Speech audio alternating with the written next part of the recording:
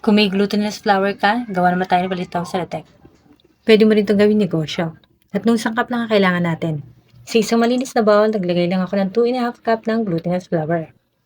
Tapos maglalagay din ako ng 1½ cup ng water. Pero gradually lang pag-add. Depende kasi yan sa glutinous flour na ating gagamitin. Merong malakas mag-absorb ng water at meron din naman hindi. Hinalo-halo ko lang siya hanggang sa mag-form ng dough. Dito naman ay gumamit akong 1 tablespoon para lang panukat para sa gagawin kong palitaw. Pero depende pa rin yan kung mas gusto niyo yung medyo malaki. Nikot-ikot ko lang siya hanggang sa magbilog tapos ipinalat ko lang yung gitna niya. Bali tuloy-tuloy lang hanggang sa maubos yung ginawa nating dough.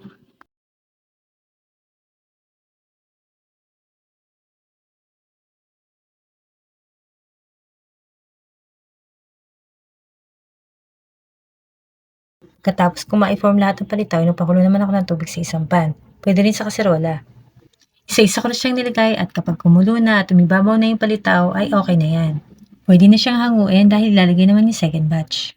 At kapag naluto na lahat ng palitaw, magsasalang naman ako isang kawali at maglalagay ako ng 2 cups ng coconut milk. Maglagay din ako ng 3/4 cup ng white sugar. Okay na rin yan kahit anong kulay ng asukal. Yan lang kasi available sa bahay kaya yun na lang din ang ginamit ko.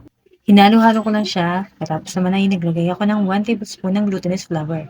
At kapag kumulo na siya at medyo malapot na rin yung pinakasabaw niya, ilalagay ko na rin isa-isa yung mga palitaw. Dito naman ay ilalagay ko ng 1/2 cup ng latek. Sa paggawa ko naman latek, dito ay gumamit ako ng 1 1/2 cup ng coconut cream.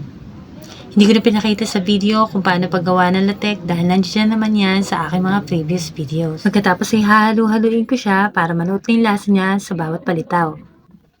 Nasa sa inyo naman kung medyo natatabangan kayo pero sa akin ay okay na ang 3/4 cup na sugar. Bali dito ay okay na po yan.